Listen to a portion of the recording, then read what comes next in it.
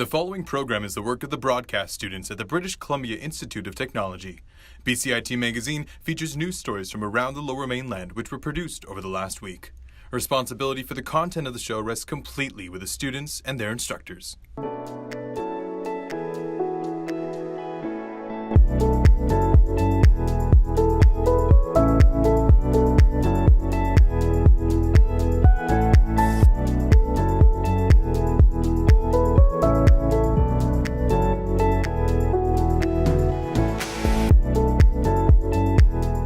Coming up on BCIT magazine, students swap their used clothing. Gas prices spike again. And TransLink turns to the public for input.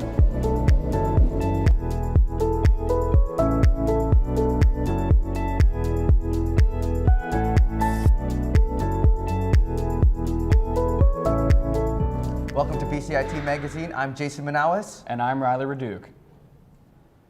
The BCIT Student Association held a unique event this week focused on reducing, reusing, and giving to charity.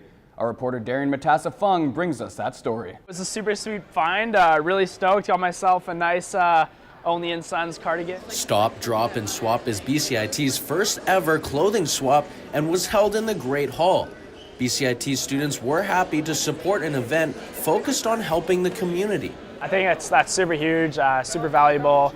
I do the same thing at home with all my clothes. If I got any extras, I take them down to Salvation Army. So I think it's a super good cause, and I'm really happy to be a part of it. To enter the clothing swap, student and faculty had to do one of two things: either donate clothing or make a small donation. Organizer business chair Matt Hardwick had one main goal in mind.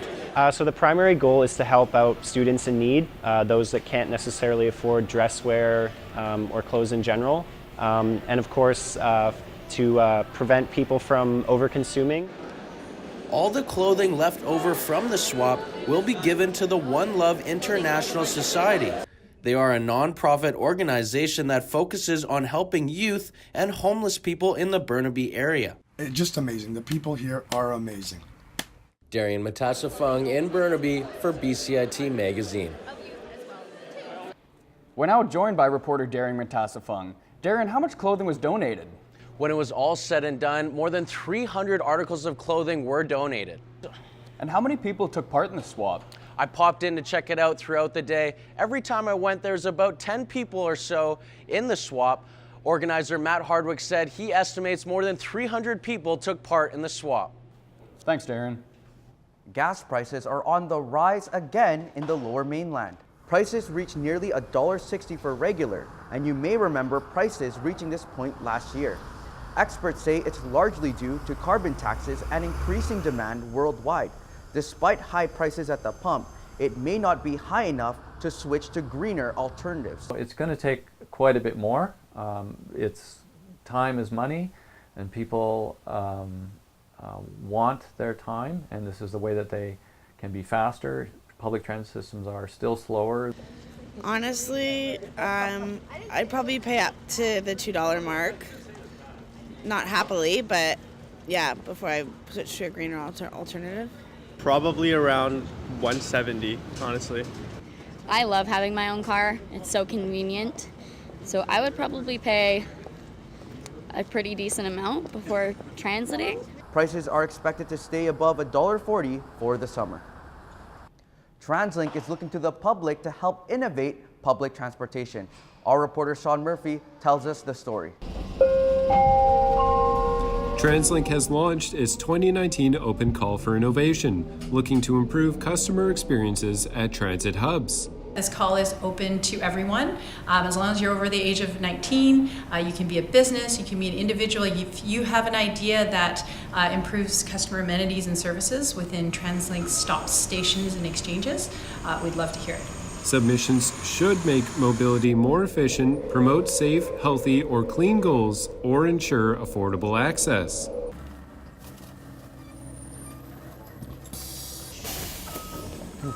So Successful applicants will be given a chance to present their idea in front of a panel of judges, with the winner getting a chance to present their idea and work on it in a much larger scale. The first successful submission led to a partnership between TransLink, Mobi Bike Share, and car sharing services Evo and Moto to bundle mobility services.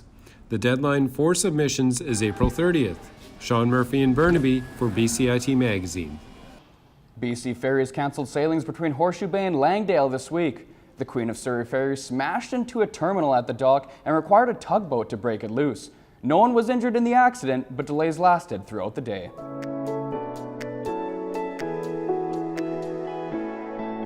Coming up after the break, young women in New West show why they might be the tech whizzes of the future. And some Metro Vancouver children spend their spring break on track.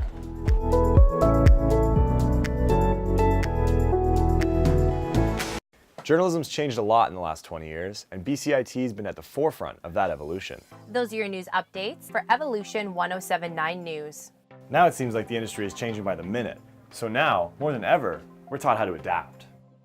The federal government unveiled a new immigration plan that would When I first started at BCIT, there was only one thing that I really wanted to do in journalism, and this program really opened my eyes to all the avenues of employment. And now I feel really confident that I have the skills to get hired. From day one, you're out there chasing down stories. You aren't just sitting in a classroom reading about journalism, you are a journalist. BCIT Newsroom. I look back at the work I was doing even 3 months ago, and it's just amazing to see how far you can come in such a little bit of time. This program really teaches you skills and techniques to learn how to better communicate. Jamie Dodd in Vancouver. In New Westminster. In Burnaby. For BCIT Magazine.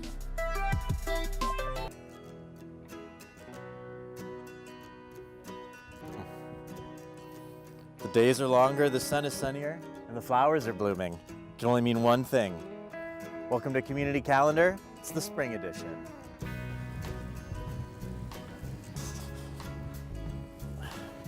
Spring has sprung.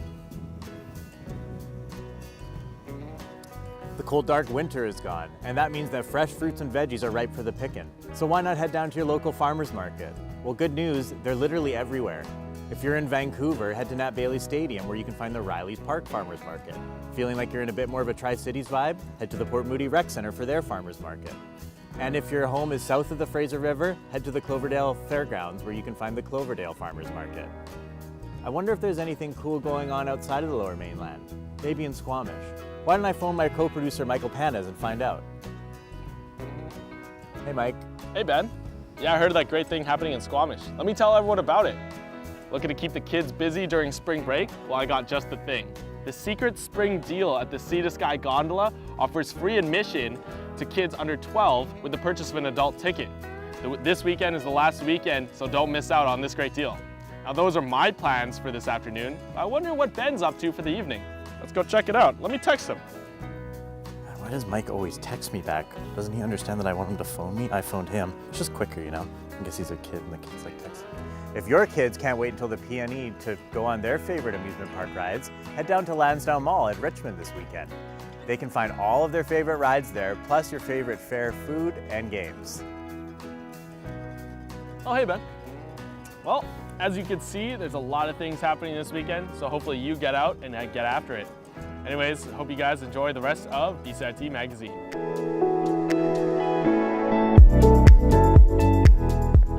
Welcome back to the show. New Westminster's new media gallery is hosting a girls-only tech program. Our reporter Ashley Moliere checked out the workshop. You ready? Is everyone ready? No, we're not. Oh, where's the bag? We're not ready. We're not ready. After some trial and error, these girls are ready to show off their new creations, miniature vehicles made from scratch. I like the inventing, using little bits. Participant Maya Paul and the other girls use these bits, or connectors, along with motors and decorations to create new gadgets through a combination of art and science. Being challenged creatively is something Paul loves. How do you feel when you come here? Excited and fun. Facilitator Alana Ho says there's been times where she's the only female in the room. Despite that, she wants these girls to feel empowered.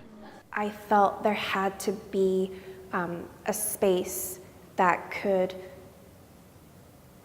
bring attention to innovative and creative females and inspire young girls, and this is the perfect place to do that in. According to Engineers Canada, less than 13% of practicing licensed engineers are women.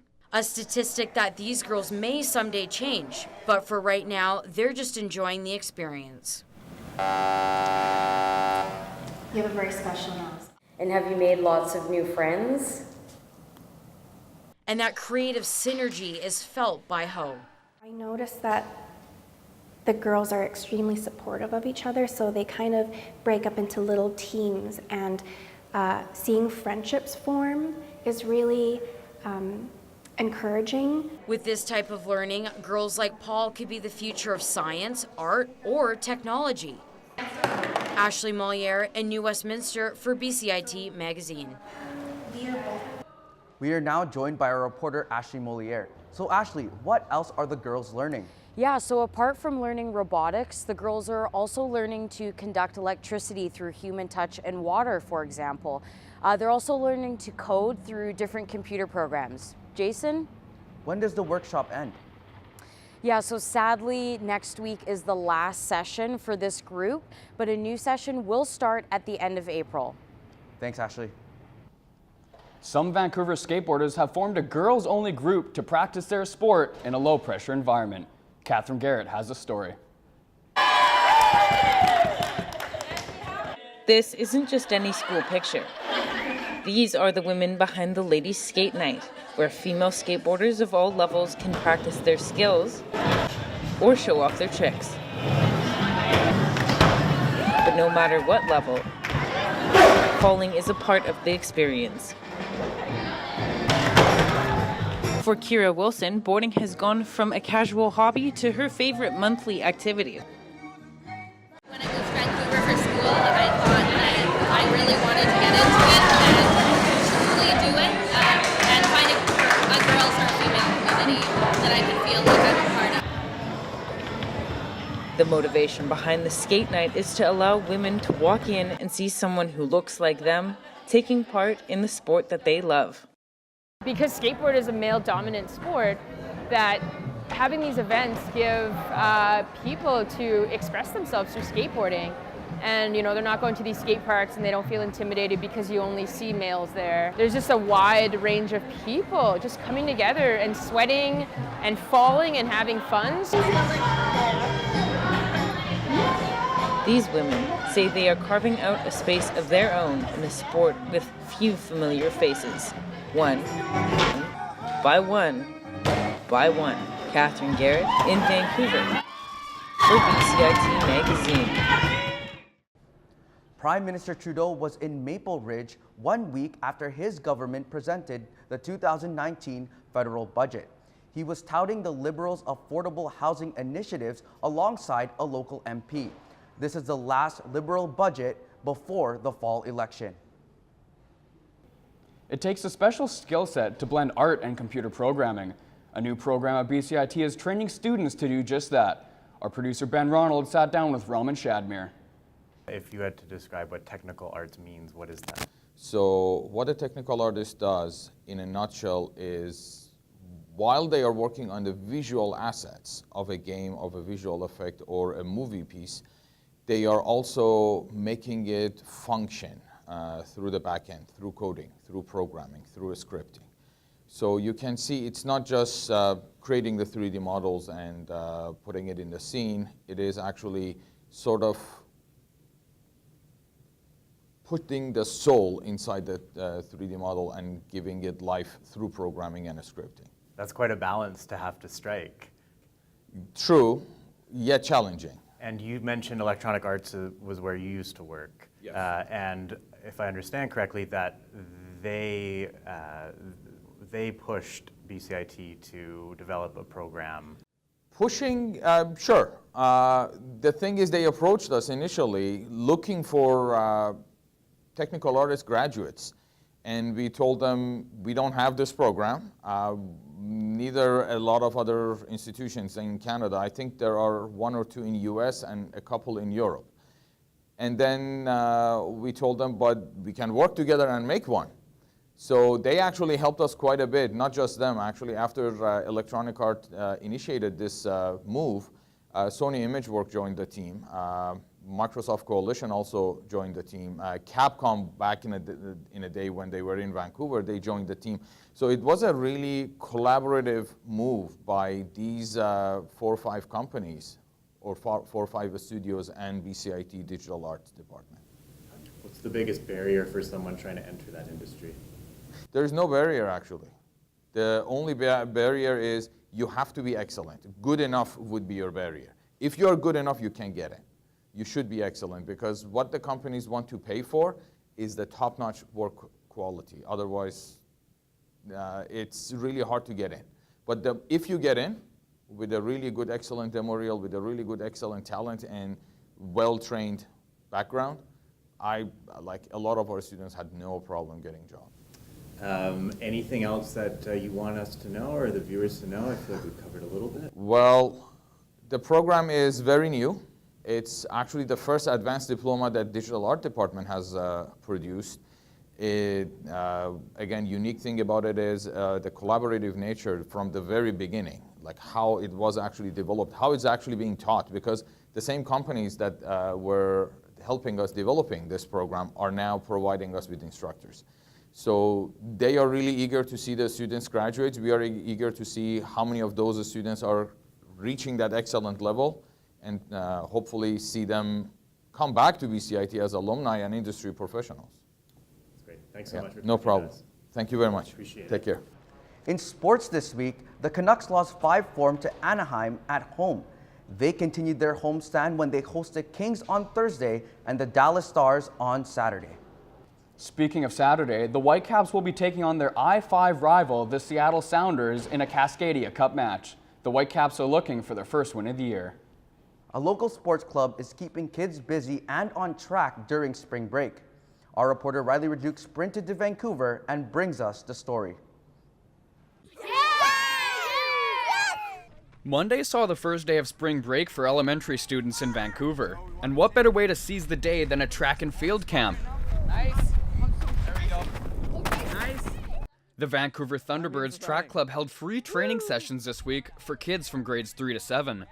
Camp organizer Braden Charlton says it's great for the kids' physical development. So if we always focus on moving our arms, sprinting can be translated into hockey, soccer, rugby. Throws provides power for exactly the same thing. You guys feel your hips moving as you do that? Parents like the camp for their own reasons. Again, we're not, as I told him, we're not interested in him winning or being the fastest, just him getting outside and having some fun. In the afternoon sessions, eager track enthusiasts got to try out shot put, Good job, that was awesome. hurdles, and sprints. Charlton says grassroots sports like track and field go beyond just building physical fitness. Go! I think it's a very versatile thing. It teaches you a lot about perseverance in different ways. So for example, something like hurdles or high jump where you have to work harder to get over something, and it's something that you have to work for yourself and not necessarily with a team. Regardless of which benefit it may be, the kids seem to love the camp. How do you guys like track and field today? Awesome! It's pretty good. Coaches are good. The exercises are pretty good. I like shot put. Everybody's nice. For many kids, it's clear the camp has had a strong impact. It was fun. I like jumping over the hurdles, even though at some part I thought I was going to trip over them.